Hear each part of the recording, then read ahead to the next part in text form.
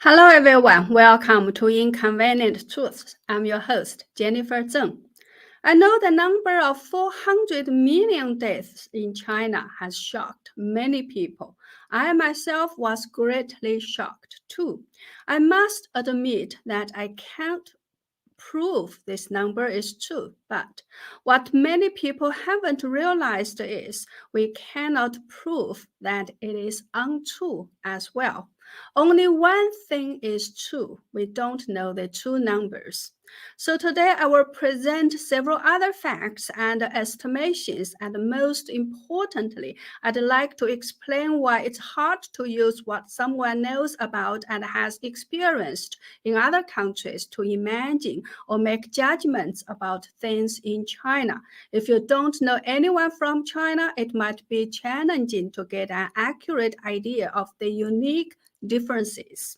I'd like to share some of those differences with you, so make sure you stick around till the end. We talk about how it took the CCP 5 months to polish its 2020 population numbers in 2021. Why did it take so long in such an advanced big data age? Because it is difficult to fake a whole set of everything without leaving some loopholes. However, with some local governments, they don't have to consider how to balance the overall figures. So when they release their population numbers, they might not have that big of a need to create fake ones. So let's check the population numbers of 3 counties in Sichuan province. The data came from the local government's own website. Some of the census bulletins have been taken down, but are still available via stored records on the internet, such as Baidu's Web Snapshot. So this is the 2020 resident population number of 5 counties in Bazhong City, in Sichuan province. See the highlighted number in yellow, 521,875. That's the population of Tongjiang County in 2020. This is the table for Tongjiang County in 2019. At the end of 2019, there were 723,126 people on the household registration, but only 670.6 thousand permanent residents. So we will talk about this number we'll take this number for comparison purposes. These are the numbers for 3 counties in Sichuan province: Tongjiang County, Nanjiang County, and Pingchang County. You can see for Tongjiang County, the population dropped from 670.6 thousand in 2019 to 521.9 thousand in 2020. That's a 22% drop. In Nanjiang County, the population dropped from 670.2 thousand in 2018 to 467.6 thousand in 2020. That's a 30% drop. In Pingchang County, the population dropped from 790.4 thousand in 2018 to 658.6 thousand in 2020. That's a 17% drop. Take Tongjiang County, for example. The 670.6 thousand was the number at the end of 2019. The 521.9 thousand was the number by November 1st, 2020. This is to say, in only 10 months, this county lost 148.7 thousand people.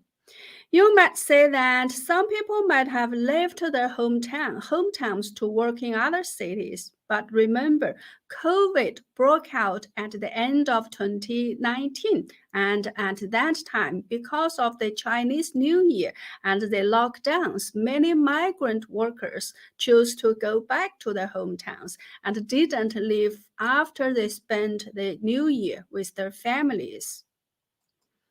See this screenshot from a Baidu search. The two reports in the red circle at the bottom were all from Tongjiang government's website, both published in March 2020, and both say that many parents came back to Sichuan to farm instead of going to Guangzhou to work. The strange and not too strange thing is when I click on the two reports, what I got was the same thing. The report was not available. Why? Anyway, this confirms the fact that farmers in Tongjiang County were going back to Tongjiang from other cities in 2020. The title of the second report says this: Tongjiang County has helped 46,000 migrant workers to resume employment. The report says that one villager called Pu Jiahe initially planned to go to Guangzhou City to work, but was convinced by a village leader to stay and would grow green peppers at home instead. So from this, we can reasonably say that the loss of 149.7 thousand, or 22% of the people in 10 months in this county, was mainly caused by the pandemic.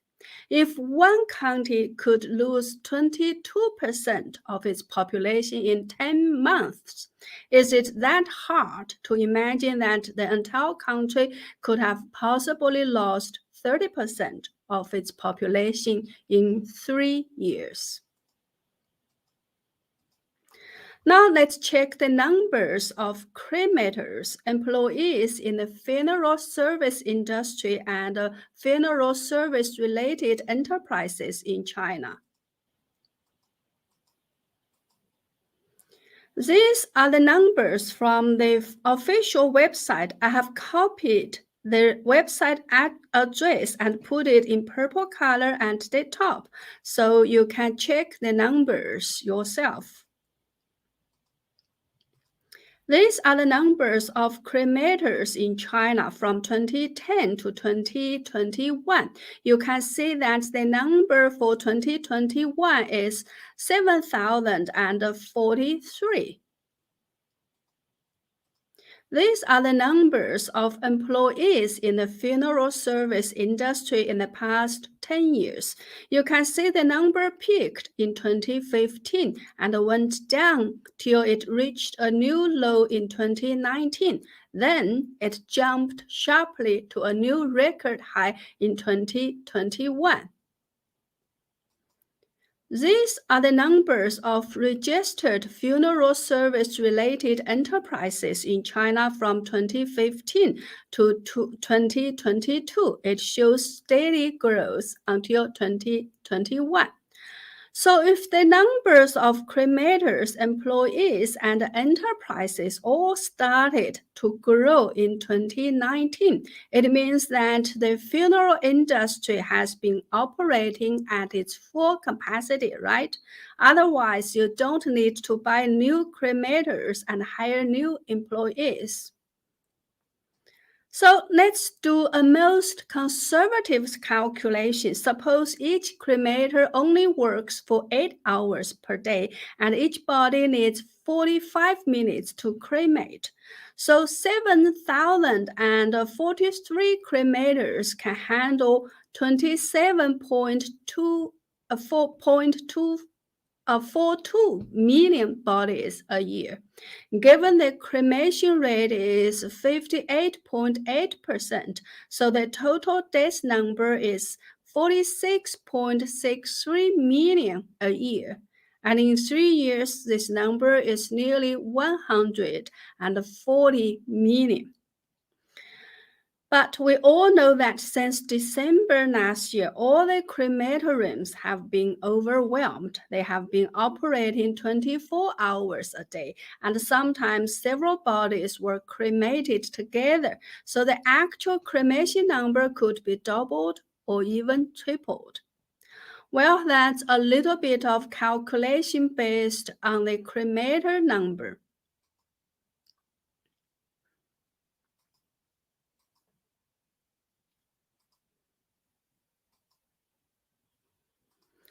When people heard the number 400 million, the first reaction could be it is too hard to believe, or it is just impossible. For many people, this might be either an instant and instinctive reaction or a judgment based on their current knowledge and experience.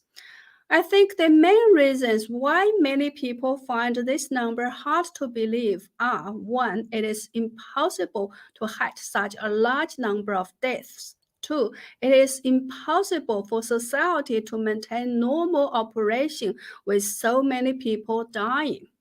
Well, for the first reason, I discussed in my last show how the three main channels to gain information are all blocked. So it might not be that hard for the CCP to hide things from the world. Don't think it is impossible. I remember in the days when the internet first thrived in the world, people were hopeful that the internet would bring free information and thus freedom and democracy to Chinese people, as the foundation of the internet is that everything is interconnected and there is no way to block information on the internet. Well, after only some 20 to 30 years, the CCP proved to those people that they were wrong. The CCP can cut Chinese people off from the internet China, outside of China, and create a closed environment with the internet for Chinese people. So don't assume that the CCP is not able to cover up the deaths of 1/3 of the population. The second basis of disbelief is society won't be able to operate with so many people dying.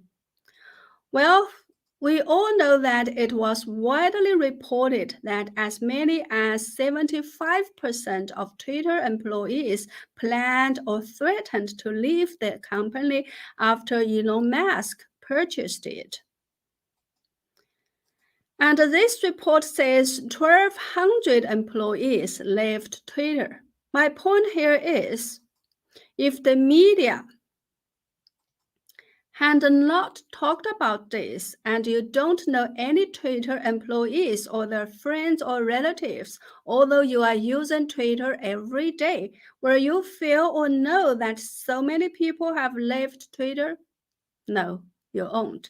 Twitter is still operating well after losing so many people. A popular Chinese language YouTuber, Professor Zhang Tianliang at Feitian College, also shared his personal experience in his show. He said he once worked for the IT department at a hospital in China. There were about 20 plus people in his department when he first started to work there. But after a while, many people left. At one point, only 5 or 6 people remained. So they became extremely busy, but they managed to maintain normal operations, and people outside his department knew nothing or very little about the fact that they had lost so many people. So the two main reasons for us to not believe the number may not be that reliable or solid. On the contrary, if you think rationally, you may find that you have no way to disprove the number. So the rational thinking is we don't know the true number, so we'd better not dismiss any numbers unless we can prove them. Next, I'd like to talk about two personal stories to demonstrate why one cannot use what he or she knows from the Western world to judge or imagine things in China. The first one is very recent. The other day, when I tweeted this video showing many people lining up outside a crematorium with coffins, someone left a comment saying, if they have coffins, why are they lining up to be cremated? I simply replied, they have a coffin, but they don't have graveland. Graveland can be very expensive.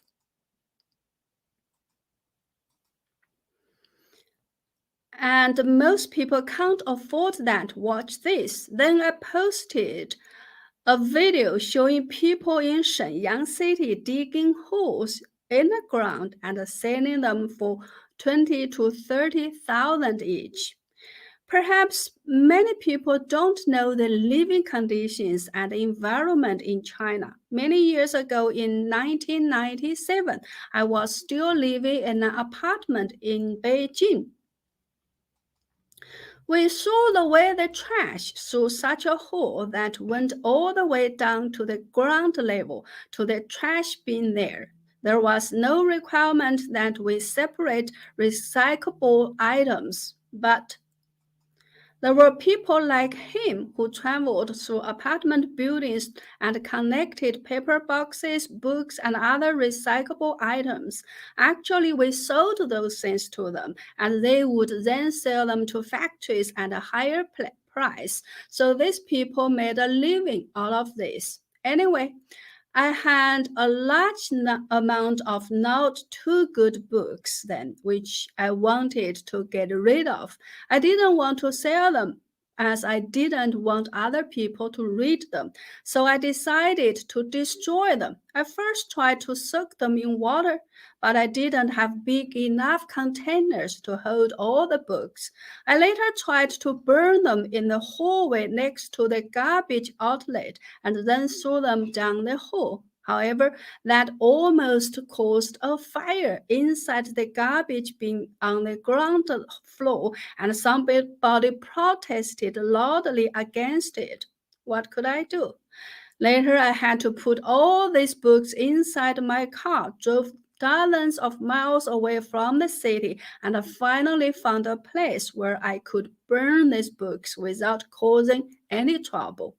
If I didn't have a car and had to take a bus to travel away from the city, that would be more of a hassle. Anyway, my point here is even trying to burn a bunch of books was a big challenge in a city in China. So how can you easily deal with dead bodies? City people don't have 1 inch of land on which they can bury anything. Another story happened many years ago. You know, I escaped from China to Australia in 2001 after being nearly tortured to death in the Beijing female labor camp for practicing Falun Gong. I later gained refugee status from the Australian government. In 2014, I finished writing my memoir about what happened to me in China and especially in the labor camp. And the title of my book is Witnessing History, One Woman's Fight for Freedom and Falun Gong, in case you'd like to take a look. Before the book was published, my publisher had an editor edit the manuscript I submitted. There was such a sentence in my book. In 1981, I moved from Hanwang Town to Mianyang City with my father. Without consulting me, my Australian editor crossed out the father and changed it to parents. So the sentence became I moved from Hanwang Town to Mianyang City with my parents. In her opinion, if I moved from one city to another, I should have moved with my parents instead of with my father. The whole family should move together. So she thought I might have confused the parents with father because my English was not good enough. I said to her, no, please change parents back to father. She did not know in China at that time anyone who worked for a state-owned workplace needed the government's permission to move. My mother didn't have permission, so she couldn't move with my father. I have two sisters, so my younger sister stayed with my mother in Hanwang Town, while my elder sister and I moved to Mianyang City with my father until I left Mianyang for Beijing for my university education in 1984. My mother was still in Hanwang Town. It took her 4 years to get permission to join my father in Mianyang. So that's the reality in China. So it's not that my editor could correctly edit my book only based on her English skills. She could get something wrong simply because she wasn't familiar enough with Chinese society and make judgments based on her own life experiences in Australia. I know many experts say that millions could die in China during this wave of the pandemic. All of the models were based on figures from other countries, so their basis could be all off to begin with. People sometimes say there are two types of logic in the world. One is logic, another is CCP logic. I totally agree with this saying. So to expand it a little bit, we can also say there are two kinds of worlds on the earth. One is the CCP's world, one is the non-CCP's world. Do you agree? Well, that's all for today. Thank you so much for watching. Please don't forget to subscribe to my channel if you haven't. If you're already subscribed, please like and share my content and double check that you are still subscribed. Also, if you could, please go to my website and jenniferzengblog.com, sign up for a membership or make a donation. I usually posted a script on my members website for members only so that you can save some time by reading the script if you don't have time to watch the video or listen to what I talk about. Okay, that's all for today. Thank you so much. See you.